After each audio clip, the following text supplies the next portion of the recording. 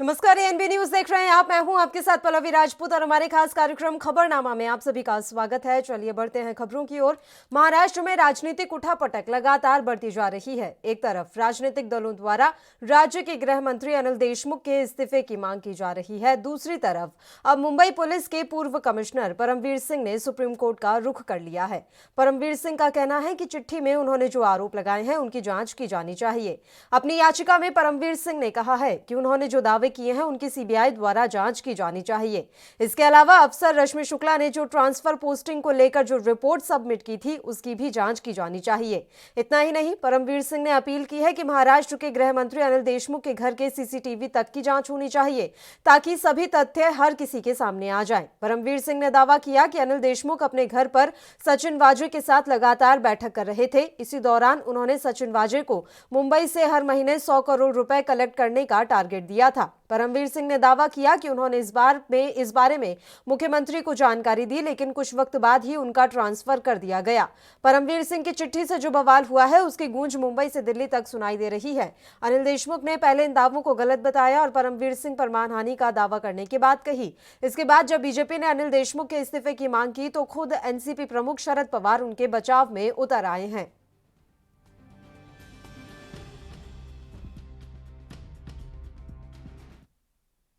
तो परमवीर सिंह के पत्र से जो बवाल मचा हुआ है उसकी गूंज मुंबई से दिल्ली तक सुनाई दे रही है। चलिए अब आपको सुनाते हैं इस मसले पर आ रही प्रतिक्रियाएं। मुंबई पुलिस कमिश्नर परमवीर सिंह जी की चिट्ठी कहीं न कहीं कई सवाल खड़े करती है। सबसे पहले ट्रांसफ़र होने के बाद चिट्ठी लिखी गई। 16 तारीख के चैट तैयार किए गए जबकि उन्हें पता था कि वो ट्रांसफ़र हो रहे हैं, लेकिन चिट्ठी में जिन तारीखों का उल्लेख है कि वजह मुख्य गृह मंत्री से मिले, निश्चित रूप से गृह मंत्री 1 तारीख से लेके 5 तारीख तक विदर्भ के दौरे पे थे। कोविड पॉजिटिव 15 तारीख तक थे। 15 तारीख से लेके 27 तारीख तक जब तक उनकी रिपोर्ट नेगेटिव नहीं आई वो लोगों से नहीं मिले। 1 तारीख 28 थी जब वो फरवरी के महीने में लोगों से मिले। ये सारे सवाल संदेह पैदा करते हैं चिट्ठी पे। निश्चित रूप से आरोप लगा है तो जांच होगी। उच्च अधिकारियों के माध्यम से चिट्ठी की जांच होगी और जांच के बाद जो भी निकल के आएगा कार्रवाई होगी। एक चिट्ठी के आधार पे इस्तीफे की मांग हो रही है। इस्तीफा देने का सवाल नहीं होता। पार्टी ने निर्णय लिया है कि जांच होने के बाद ही कोई निर्णय लिया जाएगा। कोई हंगामा नहीं है। आपको दिल्ली में लगता होगा, लेकिन महाराष्ट्र में कोई हंगामा नहीं है, सब स्मूथ है। ऐसी चिट्ठियां लिखते हैं राजनीति में। अब परमवीर सिंह जी एक मुंबई के पुलिस कमिश्नर रहे, थाना पुलिस कमिश्नर रहे, डायरेक्टर एंटी करप्शन रहे, बहुत ही बड़े बड़े पदों पर परमवीर सिंह जी ने काम किया है। बहुत ही होनहार अफसर है। जब उनके पदों पर थे तो काम भी अच्छा किया था, मुझे मालूम है। लेकिन ये अभी बवाल हो गया है, रेगुलर ट्रांसफ़र है। अब चिट्ठी लिखा है तो चिट्ठी में जो लिखा है उस बारे में मुख्यमंत्री खुद जांच करेंगे। गृह मंत्री अनिल देशमुख जी ने ये कहा है कि जो लिखा है चिट्ठी में उसकी जांच हो, और मुख्यमंत्री जी को कहा है कि आप जांच करिए। तो अब मुख्यमंत्री निर्णय लेंगे। बीजेपी कह रही है कि मुख्यमंत्री को, गृह मंत्री को इस्तीफा देना चाहिए। देखिए, बीजेपी क्या कहती है और क्या कहेगी इसलिए सरकार नहीं चलती। सरकार का अपना एक रूल रेगुलेशन है, सरकार के पास बहुमत है, इसलिए तो हम सरकार चलाते हैं। और बीजेपी के पास बहुमत नहीं है इसलिए वो अपोजिशन में है। तो सरकार को सरकार का काम करने दो। पवार साहब ये भाषा कब से बोलने लगे कि मुख्यमंत्री निर्णय करे? सारे सरकार का तो रिमोट उनके हाथ में है। हाँ, जो कहावत जो गीत की पंक्तियां है, नेत्याची इच्छा ही तर आज्ञा, तो नेता यानी शरद पवार वो कहेंगे वही होने वाला है। ये नाटक काय को कि इंक्वायरी कमीशन, उसका रिपोर्ट, सीएम निर्णय करे। पवार साहब ने जिस प्रकार से राजनीति 55 साल में की उसमें ये अपेक्षित नहीं है। वो हमेशा, यानी वो हमारे विरोधक है, लेकिन हमेशा जो दोषी है उनको शासन देते हुए नज़र आए हैं। आज शायद उनके पार्टी पर का उनका कंट्रोल छूट गया है, इसलिए उनके साथी धनंजय मुंडे के समय भी उनको कंपेल कर पाया कि इस्तीफा नहीं लेना, अभी भी शायद कंपेल कर रहे हैं कि इस्तीफा नहीं लेना। लेकिन उद्धव जी ने ध्यान में रखना चाहिए कि जब आपका कोई दोषी है तो राज्य की प्रतिमा खराब हो रही है, पक्ष की प्रतिमा खराब हो रही है, सरकार की प्रतिमा खराब हो रही है, पवार नाराज और इस्तीफा, और अब देशमुख के कारण छवि सरकार की खराब नहीं हो रही है। तो कितना दबेंगे उद्धव जी अपनी कुर्सी के लिए, मुझे ध्यान में नहीं आ रहा है। मैं तो मानता हूँ कि वो कहेंगे कि भाई इस प्रकार से प्रेशराइज आप लोग करेंगे तो मुझे सरकार नहीं चलाना। मैं स्वर्गीय बालासाहेब ठाकरे जी का लड़का हूँ, इस प्रकार का मेरे आंखों के सामने चल रहा है, वो देखते बैठो ऐसा मत मानो। ऐसा क्यों नहीं कहते? परमवीर सिंह तो है कि ये जो 100 करोड़ प्रतिमाह कलेक्शन वाला मामला है वो परमवीर सिंह ने उद्धव जी को अवगत किया था। सही है, कोई मंत्रिमंडल के अंदर मुख्यमंत्री या देश में केंद्र में प्रधानमंत्री वो होते हैं मुखिया। जो भी ऐसे आरोप आए, ये जो भी बात आए उसकी जांच करके वहां के मुख्यमंत्री जो है। तो तमाम नेताओं की प्रतिक्रिया आपने सुनी और इन प्रतिक्रियाओं को सुनने के बाद ये तो साफ हो रहा है कि विपक्ष इस मुद्दे को इतनी आसानी से जाने देने वाला नहीं है। लेकिन अभी तक उद्धव ठाकरे ने इस मसले पर चुप्पी साधे हुई है और अब देखना यही रहेगा कि वो क्या कुछ फैसला लेते हैं, क्योंकि गेंद उन्हीं के पाले में है।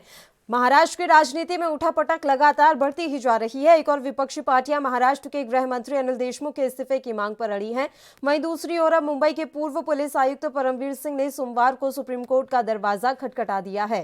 पूर्व पुलिस आयुक्त ने महाराष्ट्र के मुख्यमंत्री उद्धव ठाकरे को लिखे पत्र में लगाए गए आरोपों की जांच सीबीआई से कराए जाने की मांग की है। और इस मसले पर चर्चा की शुरुआत करेंगे, लेकिन उससे पहले एक छोटे से ब्रेक के लिए बुलेटिन में हम रुक रहे हैं। आप बने रहिए हमारे साथ। न्यूज़ देख रहे हैं आप, मैं हूं आपके साथ पल्लवी राजपूत। कोरोना स्थिति दिल्ली में काफी बेकाबू। खबरनामा, खबर से असर तक।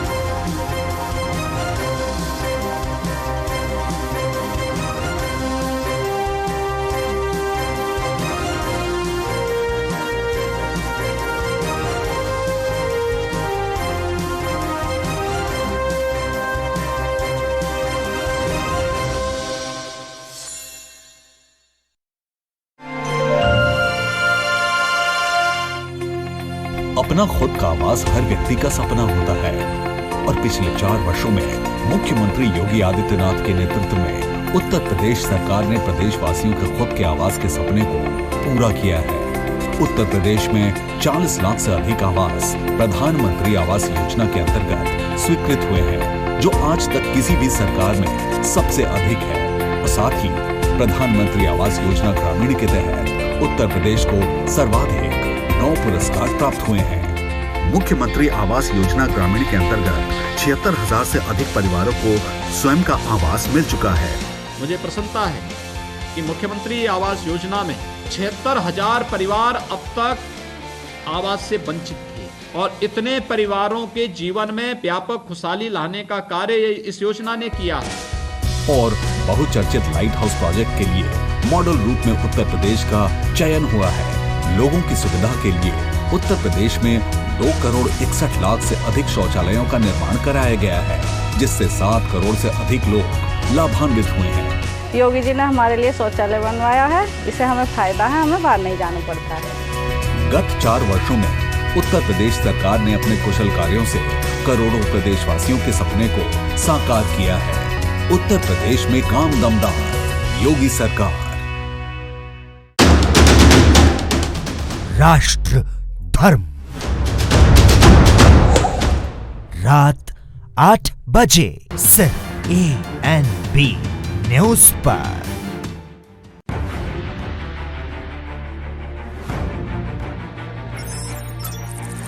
खबर चाहे सियासत की हो या सरकार की, खबर चाहे भ्रष्टाचार की हो या गुनहगार की, दिन भर में क्या रहा देश जगत का हाल, किस मुद्दे ने बनाई किसकी सरकार, रखते हैं हम सब पर नजर, पहुंचाते हैं हम हर खबर। हम हैं ANB न्यूज। खबरनामा, खबर से असर तक।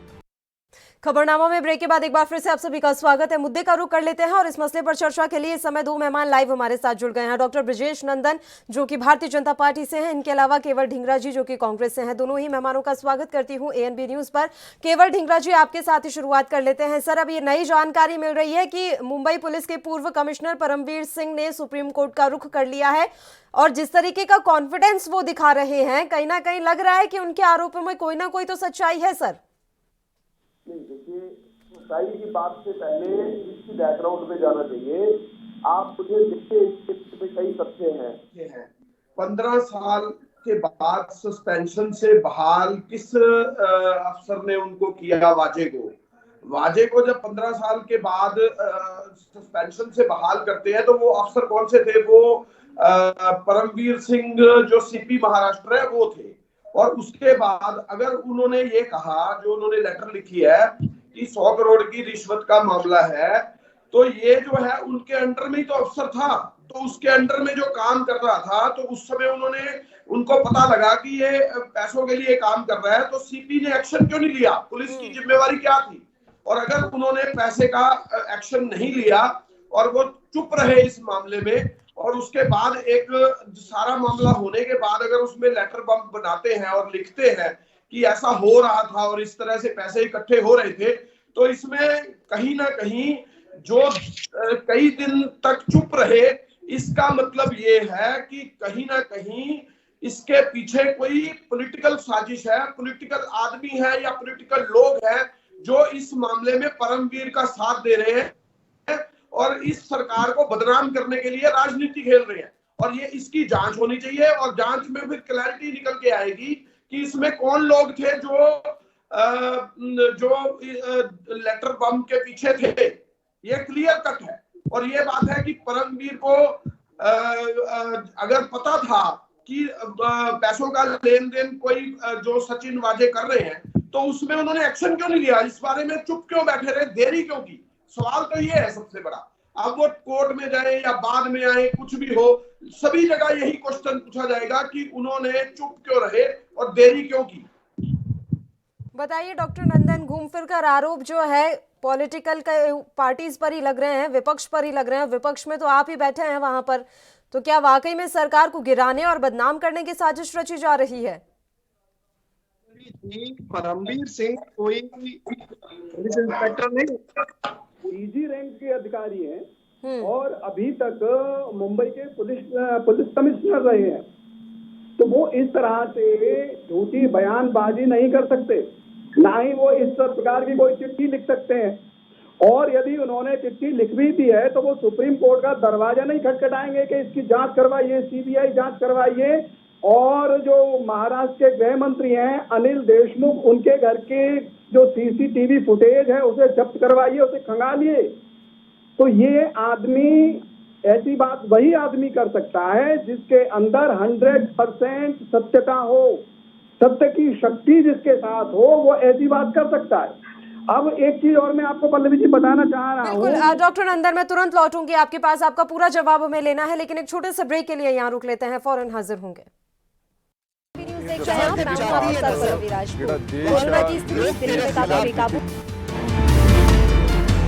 खबरनामा, खबर से असर तक। लखनऊ से लेकर चंडीगढ़ तक, मुंबई से लेकर रायपुर तक, क्या है राजनीति की हलचल, क्या है समाज का मिजाज। राजधानी लाइव, हमारी नजर, आपका फैसला, हर रोज सुबह 8 बजे सिर्फ ANB न्यूज पर। क्या आप दुबले पतले कमजोर हैं? आपकी सेहत नहीं बनती, भूख कम लगती है, वजन नहीं बढ़ता? दरअसल मेन बात खाना पीना खाना नहीं है, मेन बात है खाया पिया लगना। और अगर खाया पिया लगेगा ही नहीं तो सेहत बनेगी कैसे? इसलिए हमारी संस्था सन्यासी आयुर्वेदा ने एक ऐसी दवा बनाई है जो कि आपके पाचन तंत्र को, आपके लीवर सिस्टम को ठीक करने का काम करती है, ताकि आप जो भी खाएं उसका पूरे का पूरा निचोड़ आपके शरीर को लगे, आपकी भूख बढ़े, खाया पिया सही से लगे, नया खून बने, हड्डियों में जान आए, वजन बढ़े, ताकत बढ़े, चेहरे पर नूर आए और आप मोटे, तगड़े, खूबसूरत पर्सनैलिटी के मालिक बन जाएं। यह दवा पूरी तरह से आयुर्वेदिक होती है। इसका शरीर पर कोई भी साइड इफेक्ट, कोई भी नुकसान या दुष्प्रभाव नहीं होता। लड़के, लड़कियां दोनों इसका इस्तेमाल कर सकते हैं और पहले 15 दिन के अंदर ही आपको इसका असर महसूस हो जाएगा। सिर्फ 650 रुपए की पूरे 1 महीने की दवा होती है और आप इसे घर बैठे 01145454545 पर फोन करके दवा मंगवा सकते हैं।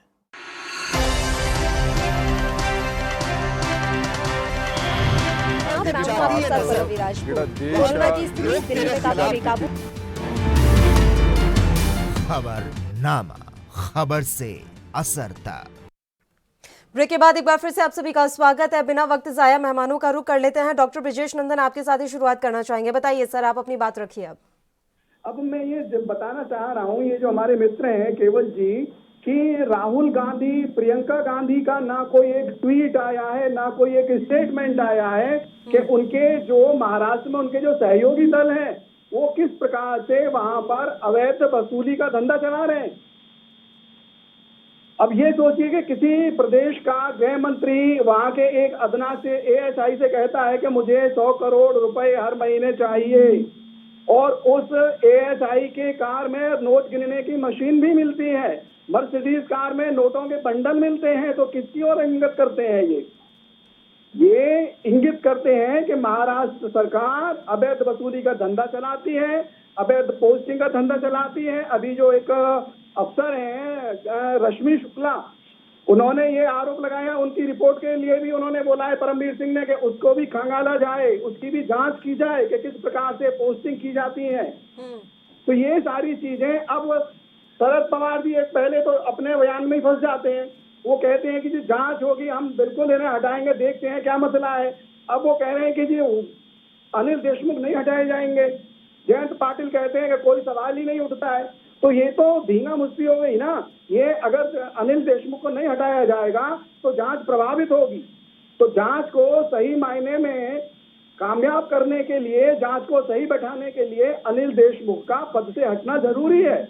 और एक बात मैं और बताना चाह रहा हूं कि पाल घर में जब संतों की हत्या होती है तब ये सारे के सारे जो अघाड़ी संघ बना हुआ है, अघाड़ी सरकार बनी हुई है महाराष्ट्र में, वो शांत रहती है। अर्णब गोस्वामी के मामले पर शांत रहती है और कहते हैं कि परमवीर सिंह बड़े अच्छे अफसर हैं। आज परमवीर सिंह में बड़ी बुराइयां निकल आई हैं। कंगना रनावत का ऑफिस तोड़ा जाता है तब ये पूरे सहयोगी दल महाराष्ट्र सरकार चुपचाप रहती है, कंगना रनावत के खिलाफ एक्शन लेती है। तब ये कहाँ गए थे सारे के सारे? आज इन्हें परमवीर सिंह बड़ा बुरा लगने लगा है जब उसने इनकी हकीकत सामने रख दी है पब्लिक के। तो ये सारी चीजें हैं। अनिल देशमुख को तो हटना ही होगा और साथ साथ महाराष्ट्र की सरकार भी बचेगी नहीं, उसे भी गिरना पड़ेगा। ठीक है, बताइए केवल ढींगरा जी। देखिए, डॉक्टर ब्रजेश जी के व्यक्तित्व में ही सारी बात छुपी हुई है। आप सरकार गिरानी है, आप अगर सोचे तो परमवीर जो है, सीपी जो है, बीजेपी को इतना विश्वास क्यों है उनके ऊपर? अगर कोई गलत काम करेगा, परमवीर भी गलत काम कर सकता है, दूसरे आदमी भी कोई गलत काम कर सकता है, अनिल वाजे का भी बीच में रोल आ रहा है, तो इनको परमवीर जो सीपी है उन पे इतना विश्वास क्यों है? और आपको एक और बात बताना चाहता हूँ, ये मुकेश अंबानी के घर के बाहर ही गाड़ी क्यों मिली, इसका भी रीजन की जांच होनी चाहिए कि ये क्यों नहीं किसी और नेता के घर या और किसी बिजनेसमैन के घर के बाहर मिली। ये कहीं ना कहीं षड्यंत्र तो नहीं है बीजेपी का? इसके अंदर कई खेल हो सकते हैं। बीजेपी का षड्यंत्र भी हो सकता है कि खुद ही गाड़ी खड़ी करवाई गई हो और खुद ही बीजेपी ने ये परमवीर को अपने विश्वास में लेके इस तरह का स्वांग रचा हो और इस तरह का स्वांग रचने के बाद ये वाजे को बीच में पहले उसको 15 साल के बाद उसको जो है उनको सस्पेंशन से बहाल किया गया और उसके बाद इस तरह का काम करने के बाद और बीजेपी की 100% साजिश हो सकती है क्योंकि ये इंगित करती है बात। ये जिस तरह से ये बता रहे हैं ब्रजेश जी, इन्हीं की बात से इंगित कर रही है और जहां तक ये रिपोर्ट भी चल रही है इससे साफ इंगित हो रहा है कि कहीं ना कहीं पॉलिटिकल लोगों का हाथ जो है परमवीर के साथ था। जिस तरह से 2G स्पेक्ट्रम बनाया गया और उसमें एक विनोद राय थे, उनका हाथ था कि वो उन्होंने जांच रिपोर्ट पहले ही पेश कर दी कि 1,76,000 करोड़ का घोटाला हुआ, तो उसमें कुछ भी नहीं निकला। तो उसके पीछे कौन थे? और उसको बात आपको सबको पता होगा कि विनोद राय को किस तरह के जो है पोस्टें दी गई और बीजेपी के द्वारा दी गई। तो ये भी कहीं ना कहीं ऐसा ही जुड़ा हुआ लगता है मामला कि बीजेपी के ही लोग इसी तरीके से काम करवा रहे हैं और इन्हीं की इंगित करता है कि इन्हीं की जांच होनी चाहिए सबसे पहले, कि इस मामले के अंदर कहीं ना कहीं बीजेपी का ही हाथ तो नहीं है सरकार गिरवाने के लिए। बात घूम फिर कर वहीं आ रही है सर कि बात गिराने की सरकार गिराने की कोशिश यहाँ पर की जा रही है। पल्लवी जी, ये जो मित्र हमारे बैठे हैं, केवल ढींगरा जी, बड़ा अच्छा स्टेटमेंट इन्होंने दिया है, बिल्कुल इतना अच्छा स्टेटमेंट दिया है कि राहुल गांधी, प्रियंका गांधी बड़े प्रसन्न हो जाएंगे इनसे। अब सवाल केवल एक उठता है, बुलेटिन की जो छड़े हैं सचिन बाजे के पास कहाँ से? सचिन बाजे के मर्सिडीज में नोट गिनने की मशीन कहाँ से आई? कह तो रहे हैं, हो सकता है आपने ही रखवाया हो सब कुछ। अच्छा, बीजेपी ने रखवाया। तो एक चीज और मैं आपको बता रहा हूँ पल्लवी जी, तो फिर जांच हो जाने दीजिए। फिर ये क्यों कह रहे हैं कि परमवीर अब क्यों कह रहा है? फिर तो इनको कहना चाहिए कि जांच बिल्कुल खुल के हो जानी चाहिए। जांच करेगा कौन? एक सवाल है मेरा, मैं दोनों से ये सवाल पूछूंगी कि जांच करेगा कौन, किस पर विश्वास करें? अब सीबीआई जांच करेगी, एनआईए जांच करेगी तो कह दिया जाएगा केंद्र के प्रभाव में की जा रही है जांच। अब राज्य की कोई एजेंसी करती है तो वो फिर आप भी समझ रहे हैं फिर किसके प्रभाव में होगा। आपको पल्लवी जी, शरद पवार जी ने एक नाम सुझाया था, एक रिटायर्ड IAS का, जिसका नाम था जूलियो रिवेरो जी। उन्होंने कहा कि मैं जांच नहीं करूंगा, किसी कीमत पर जांच नहीं करूंगा मैं ऐसी। तो शरद पवार जी ने नाम सुझाया, जबकि एक कमेटी बननी चाहिए और जो रिटायर्ड जो जजेस हैं, IAS अधिकारी हैं, IPS अधिकारी हैं, उनकी कमेटी बनाई जानी चाहिए, वो जांच करेगी। हमें जांच से कोई आँच नहीं है, चाहे राज्य सरकार करे या केंद्र सरकार करे। अब केंद्र सरकार जांच CBI से करवाएगी तो ये कहेंगे कि CBI तो केंद्र के अंडर है, CBI तो केंद्र के जैसे काम करती है जैसे वो चाहते हैं। ऐसा नहीं होता है। जांच एजेंसियां स्वतंत्र रूप से काम करती है, किसी के प्रभाव में काम नहीं करती। हो सकता है कांग्रेस के प्रभाव में काम करती हो 2014 तक, तो लेकिन भारतीय जनता पार्टी में ऐसा प्रावधान नहीं है कि किसी के ऊपर दबाव बनाया जाए जांच के लिए। ठीक है, बताइए केवल ढींगरा जी। पल्लवी जी, कांग्रेस का चरित्र रहा है कि जांच को नहीं मानना। पटना एनकाउंटर हुआ था तो उसमें इन्होंने कहा था कि पटना एनकाउंटर फर्जी है, और उसी फर्जी केस को, पटना एनकाउंटर को इसने सुप्रीम कोर्ट ने सजा सुनाई है, सजाए फांसी दी है उसके लिए। चलिए सर, अभी मुंबई पर रह लेते हैं, एक बार जवाब ले लेते हैं। केवल ढींगरा जी कुछ कहना चाह रहे हैं, बताइए सर। देखिए ऐसा है पल्लवी जी, ये जो जांच एजेंसियां हैं ये इनको भी मालूम है, मुझको भी मालूम है, लेकिन स्टेट की जांच एजेंसी, मैं आपको ये बता रहा हूँ, स्टेट की CTS ऑलरेडी जांच कर रही है और जांच के बाद सारी चीज आएगी। लेकिन मैं आपको ये कहना चाहता हूँ, बीजेपी की जांच हमने देखी है, मैंने हरियाणा की जांच भी देखी है, जाट वर्सेस नॉन जाट के ऊपर बहुत ज्यादा जांच करी थी, और एक हरियाणा के पुलिस अफसर थे जिनको जांच के लिए इन्होंने नियुक्त किया था, और वो जांच की जो रिपोर्ट आई उसको आज भी अंडर टेबल करके बैठी है बीजेपी की सरकार हरियाणा के अंदर, क्योंकि वो जांच जो है इन्हीं के खिलाफ आ गई कि इन्हीं का ही रोल था, बीजेपी की सरकार का रोल था उसके अंदर। अब ये जांच की बात करते हैं तो जांच इसका इस मामले में भी होगी, और इस मामले में भी कहीं ना कहीं बीजेपी का रोल इस जांच में मुझे ऐसा इंगित करता है कि ये 100% बीजेपी का रोल होगा, क्योंकि ये देश के अंदर सभी काम इसी तरीके के करते आए हैं। जब इनको सरकार तोड़ना होता है तो इसी तरह की जांचें करवाते हैं, और इसी तरह की जांचों में जब उनके रोल निकलते हैं तो उसमें बीजेपी ही कहीं ना कहीं मुखर होकर निकलती है कि कहीं ना कहीं इन्हीं का ही रोल बीच में निकला। तो मैं ये बात पे पूरा विश्वास रखता हूं कि इंडिपेंडेंट होती है सारी जांच एजेंसियां, और मैं आपको मैंने जांच एजेंसियां देखी है, जांच करने के बाद बीजेपी की पूरे स्टेटों के अंदर बीजेपी के कहीं ना कहीं रोल जरूर निकलते हैं। जिस तरह से हरियाणा के अंदर निकला मैंने देखा, इसी तरह से वो यूपी के एक बड़े अफसर थे, उन्होंने जांच की और जांच का रिपोर्ट दी, और उस जांच की रिपोर्ट के बाद आया कि ये जो सारा मामला है हरियाणा के अंदर जाट वर्सेस नॉन जाट का, ये इसके अंदर सरकार दोषी है, जो कि बीजेपी की सरकार है हरियाणा के अंदर, और उसके बाद उसी जांच को अंडर टेबल कर दिया इन्होंने। ठीक है, डॉक्टर नंदन। देखिए प्रियंका जी, हमारे मित्र कह रहे हैं ये अनर्गल आरोप है, इन आरोपों से कुछ होने वाला नहीं है। अब आप स्वयं जानती हैं, आप वरिष्ठ पत्रकार हैं, हमारे राहुल गांधी जी, वो छोटी सी भी घटना अगर हिंदुस्तान में घटती है तो उनके कम से कम 50 ट्वीट आते हैं। प्रियंका दीदी के 50 ट्वीट आते हैं। इस घटना पर, इतनी बड़ी घटना हुई है, देश का प्रमुख उद्योगपति को धमकाने की कोशिश की गई है, उनका एक ट्वीट नहीं है। भाई क्या कारण है इसके इसके इसके पीछे क्या कारण है? एक स्टेटमेंट राहुल गांधी जी का नहीं आया है। क्यों नहीं आया है? दूसरा, अब एक चीज मैं और बता रहा हूं, अभी तक जब तक परमवीर सिंह इस केस में इन्वॉल्व नहीं थे, तब तक परमवीर सिंह इनके बहुत अच्छे बेटा थे, उद्धव ठाकरे जी के, शरद पवार जी के, जयंत पाटिल के, अनिल देशमुख के। लेकिन जैसे ही उन्होंने स्टेटमेंट दिया, उन्हें पता चला कि मैं भी फंस रहा हूं इस केस में, तो कहने लगे कि ये तो जी बड़ा निकृष्ट आदमी है, इन्होंने पहले क्यों नहीं बोला ये चीज। रोक रही हूँ आपको सर, रोक रही हूँ, एक छोटे से ब्रेक के लिए बुलेटिन में रुक रहे हैं, फौरन हाजिर होंगे।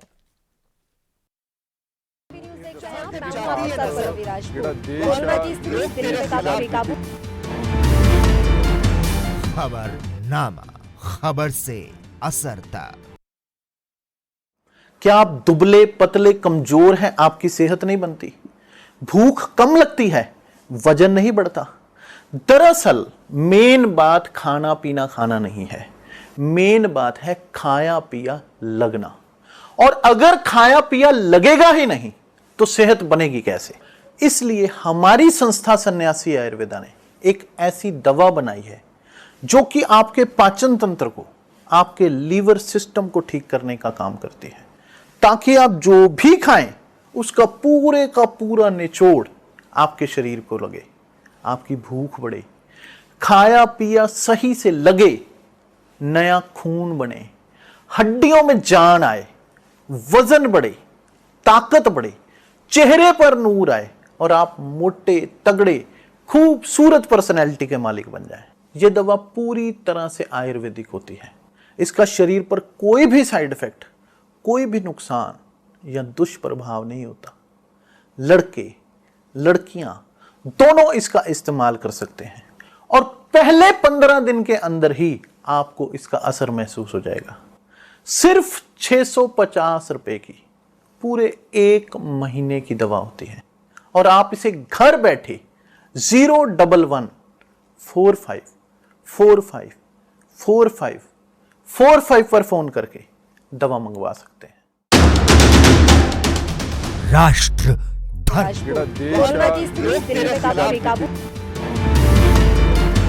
खबरनामा, खबर से असर तक। ब्रेक के बाद एक बार फिर से आप सभी का स्वागत है। मेहमानों का रुख कर लेते हैं। डॉक्टर नंदन, मैं आपका जल्दी से जवाब चाहूंगी सर, क्योंकि समय की भी कमी है। मुझे दोनों ही मेहमानों से एक कमेंट लेना, बताइए। जो महाराष्ट्र के जो मुख्यमंत्री उद्धव ठाकरे हैं, उन्होंने कहा था कि भाई ये जो सचिन वाजे है, ये क्या ओसामा बिन लादेन है? तो इसके पीछे कहने का तात्पर्य क्या था उनका, उनकी मंशा क्या थी? और अभी एक ट्वीट उन्होंने किया था संजय राउत ने कि अगर सभी का इस्तीफा हम ले लेंगे तो सरकार कैसे चलेगी? अरे भैया, आप ये सोचिए, आप सरकार में बैठे हुए हैं, जो गलत आदमी है उसका इस्तीफा तो आपको बढ़ के लेना चाहिए। नहीं, वो ऐसे कह रहे हैं सर कि आरोप तो लगते रहते हैं, नेताओं पर आरोप ऐसे लगते रहते हैं। अब आरोपों के आधार पर अगर हम इस्तीफा ले लेंगे तो सरकार कैसे चलाएंगे? बिल्कुल बिल्कुल आप सही कह रही हैं, लेकिन जांच निष्प्रभावी हो उसके लिए इस्तीफा लेना जरूरी होता है, नहीं तो जांच प्रभावित होती बैठा हुआ है, चाहे वो किसी भी पद पर हो, उसका इस्तीफा जरूरी है, उसे पद से हटाना जरूरी है। ठीक है, अच्छा, बिल्कुल। अब सर समय की कमी है, इसलिए मैं आपको यहाँ पर रोक रही हूँ। आप दोनों ही मेहमानों का शुक्रिया अदा करना चाहूंगी इस मसले पर तमाम चर्चा के लिए आप हमारे साथ जुड़े। सर माफ कीजिएगा सर, वाकई में समय की कमी है, नहीं तो मैं जरूर आपके पास लौटती। फिलहाल शुक्रिया अदा करना चाहूंगी चर्चा के लिए, आप हमारे साथ जुड़े, आपने अपना समय हमें दिया। अब अगली खबर का रुख कर लेते हैं। बीते 2 सप्ताह से कोरोना के मामलों में लगातार इजाफा देखने को मिल रहा है। सोमवार को सामने आए आंकड़ों में बीते एक दिन में 46,951 केस मिलने की बात सामने आई है। पिछले साल आज ही के दिन में यानी 22 मार्च को पीएम नरेंद्र मोदी के आह्वान पर जनता कर्फ्यू लगा था और यूं ही महीनों चले लॉकडाउन के ट्रेलर जैसा था। उस दौर की अगर बात करें तो भारत में तब कोरोना ने दस्तक ही दी थी और 21 मार्च 2020 तक 360 केस सामने आए थे। इनमें भी 41 मामले विदेशियों के थे। उसी दौर में पीएम नरेंद्र मोदी ने जनता कर्फ्यू की अपील की थी, जिसे जनता ने पूरा सहयोग दिया था। देश भर में सड़कें पूरी तरह से सूनी पड़ी थी और लोग अपने घरों में थे ताकि कोरोना बाहर ही रहे। लेकिन अब नई लहर पिछले साल से भी ज्यादा कहर बर्बादी दिख रही है, जिसने एक बार फिर से 2020 में लगी पाबंदियों के दिनों की यादें ताजा कर कर दी। जनता कर्फ्यू के 1 साल पूरा होने के मौके पर यह जानना जरूरी है कि आखिर कोरोना से जंग में हम कहां तक जा पहुंचे हैं। पिछले साल जनता कर्फ्यू लगने से पहले तक देश में सिर्फ 360 केस थे, जो आंकड़ा अब बढ़कर 1,16,46,081 पहुंच गया है। इसके अलावा एक्टिव केसेस की बात करें तो अकेले महाराष्ट्र में ही आंकड़ा 2 लाख के पार है और देश भर में फिलहाल 3,34,646 लोग कोरोना संक्रमित हैं। स्वास्थ्य मंत्रालय के मुताबिक महाराष्ट्र समेत 6 राज्यों में स्थिति चिंताजनक है और एक बार फिर से कोरोना विस्फोटक होता दिख रहा है।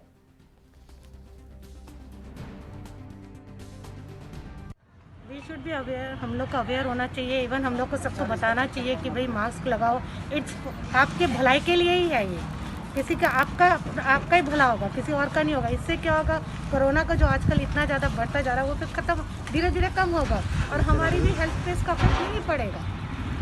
लेकिन कहीं ना कहीं लोग जो है फिर सारी चीज़ें तो खुल गई हैं, लेकिन अब फिर दस्तक दे रहा, लोग नहीं लगा रहे हैं। तो इसके लिए हमें एक या तो कोई एजुकेशन या कुछ हमें एक मतलब इम्प्लीमेंटेशन करना पड़ेगा। स्कूल्स वगैरह में जैसे बीइंग अ टीचर, मैं टीचर होने के नाते मुझे बच्चों को बताना पड़ेगा, जो कि अपने पेरेंट्स को भी बताए जाके कि मास्क। बहुत से लोग ऐसे हैं जो मास्क नहीं लगा रहे हैं। मैं कहना चाहूँगा कि अभी दोबारा से कोविड आ रहा है, तो कोविड के खिलाफ अपना ये सोशल डिस्टेंसिंग रखनी चाहिए, हैंड सैनिटाइज रखें और सब लोग मास्क लगाते रहें।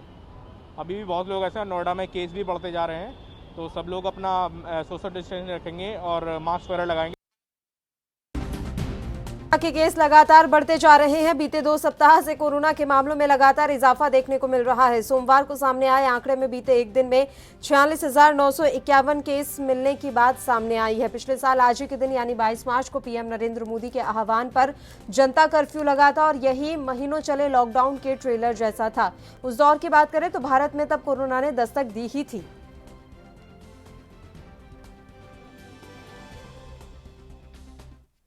तो कोरोना के कहर पर चर्चा करने के लिए इस समय डॉक्टर अनूप जी हमारे साथ जुड़े हुए हैं, उनका रुख कर लेते हैं। डॉक्टर साहब, बहुत बहुत स्वागत है आपका एएनबी न्यूज पर।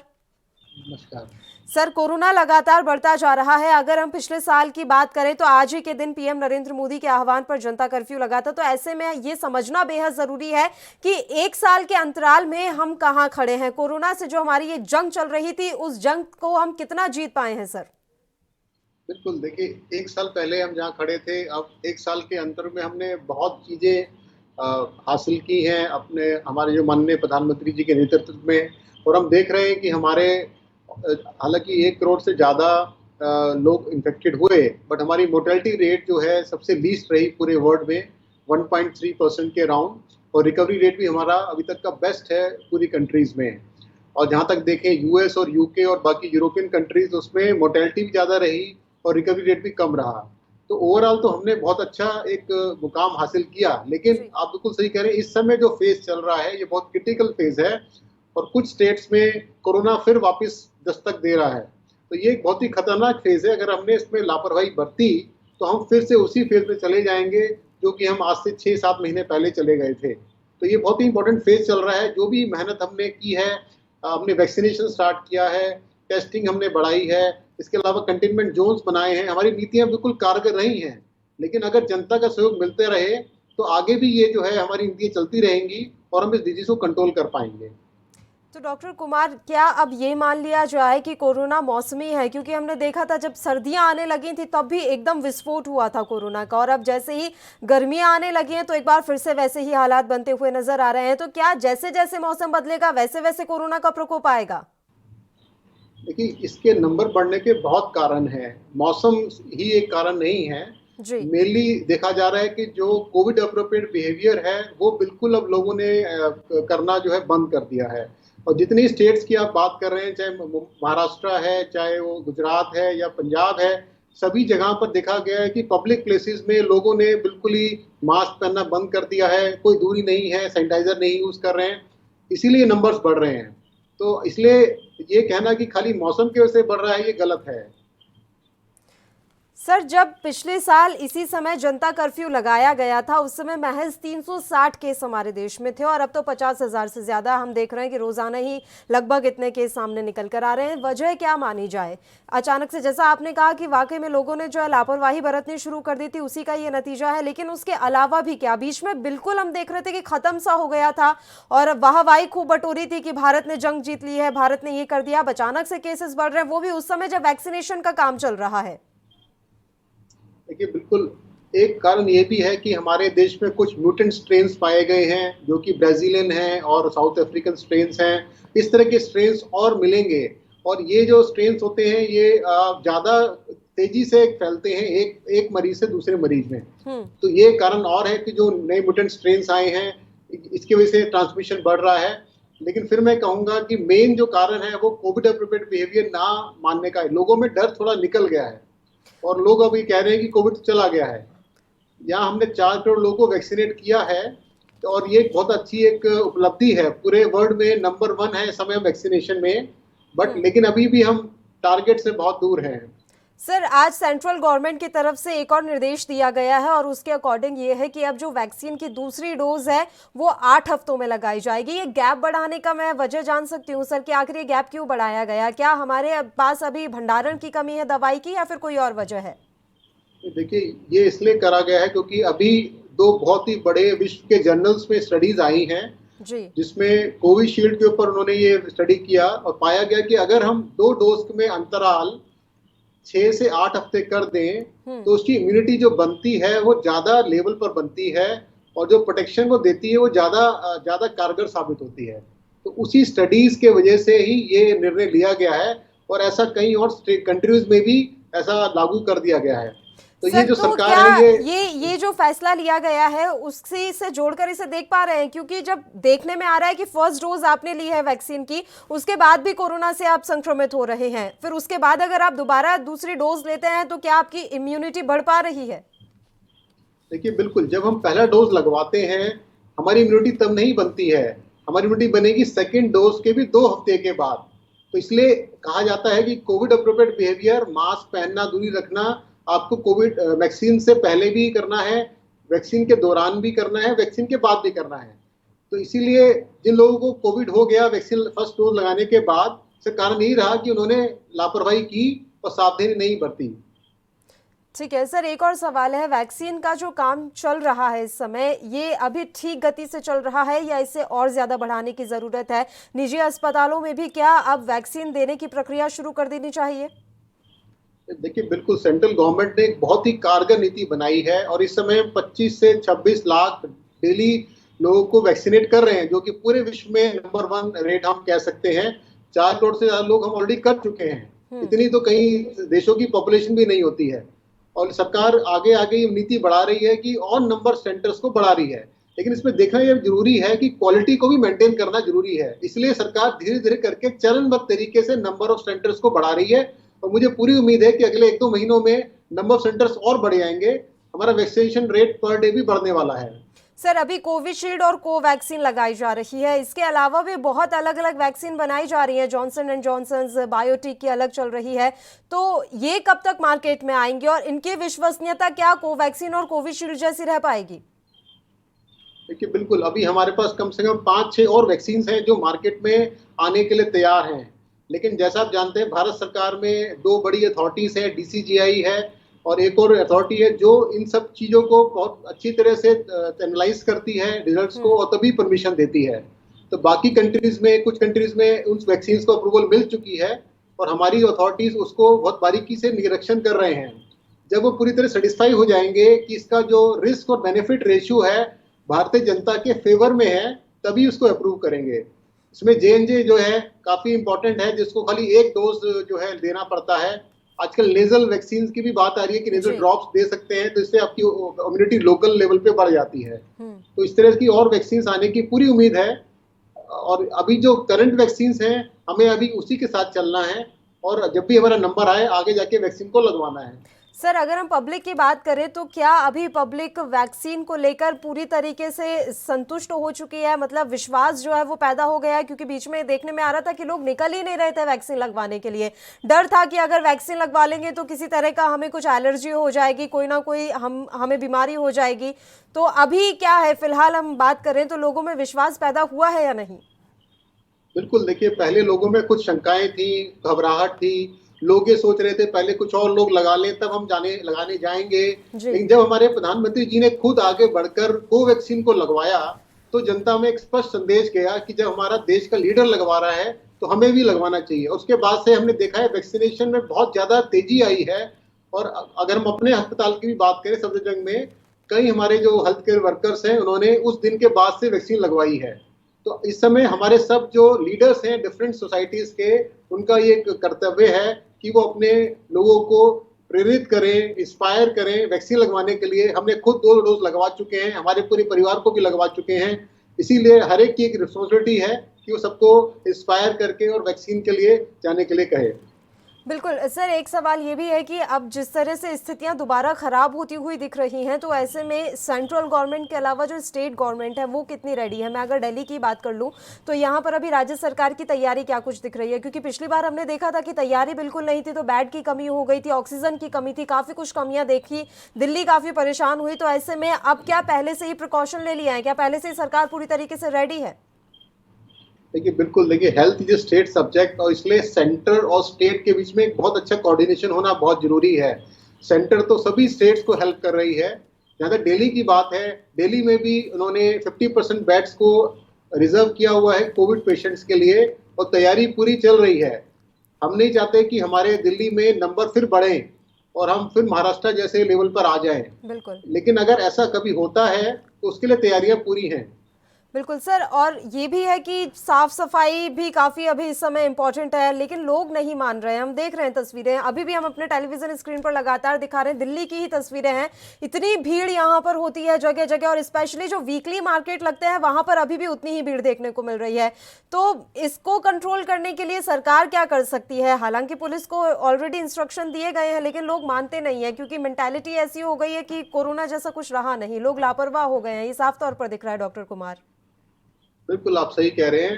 देखिए सरकार ने तो एक लॉ बना दिया है कि अगर कोई इसको तोड़ेगा, कि मास्क नहीं लगाएगा, तो उसमें फाइन करना चाहिए। ऐसा कई स्टेट्स में तो बहुत ही ज्यादा स्ट्रिक्टली इम्प्लीमेंट किया है। तो मुझे लगता है सभी स्टेट्स में इसको इक्वली इम्प्लीमेंट करना होगा। फाइन को बढ़ाइए, लोगों में वो डर होना चाहिए कि अगर वो नहीं फॉलो करेंगे तो उनके ऊपर एक कार्रवाई की जाएगी।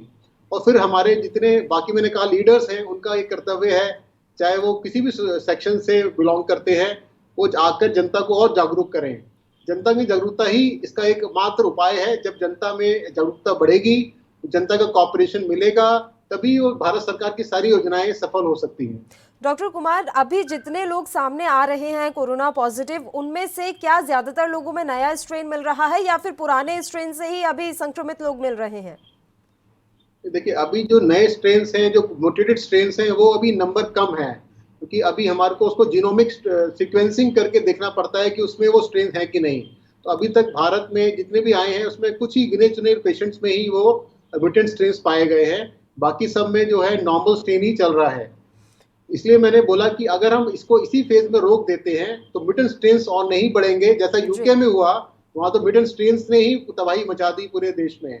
तो ऐसा ना हो भारत में, इसके लिए ये लापरवाही ना हो, इसके लिए बहुत जरूरी है कि सभी को कोविड एप्रोप्रिएट बिहेवियर फॉलो करें। बिल्कुल सर, अलग अलग रिपोर्ट सामने आती है, तो इस पर मैं आपसे भी थोड़ा सफाई चाहूंगी, जानना चाहूंगी। ये बात कही जा रही है कि पिछली लहर के मुकाबले इस बार की लहर ज्यादा जानलेवा हो रही है। पंजाब के केस में ये कहा जा रहा है कि पिछली बार इतनी मौतें नहीं हुई थी जितना ये आंकड़ा अब सामने निकल कर आ रहा है। क्या वाकई में ऐसा है? पिछली लहर के मुकाबले इस बार ज्यादा जानलेवा साबित हो रहा है कोरोना? देखिए ये हमेशा एक एंटीसिपेशन रहता है कि जब सेकेंड वेव आएगा कुछ ना कुछ स्ट्रेन म्यूटेट होगा। जब वो म्यूटेट होता है तो जो एग्जिस्टिंग इम्यूनिटी है किसी भी पर्सन की, वो उसके लिए काफ़ी नहीं रहती है। तो इसलिए वो इम्यूनिटी से एस्केप करके और बीमारी और घातक हो सकती है। तो इसीलिए कहा जाता है कि अगर हम उसको फर्स्ट स्टेज में ही खत्म कर दें तो ये बार बार म्यूटेशंस ना हो।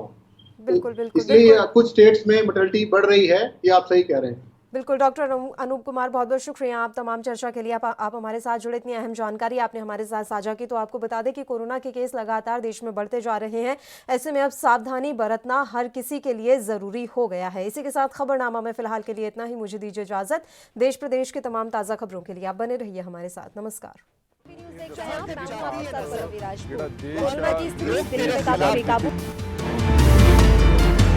खबरनामा, खबर से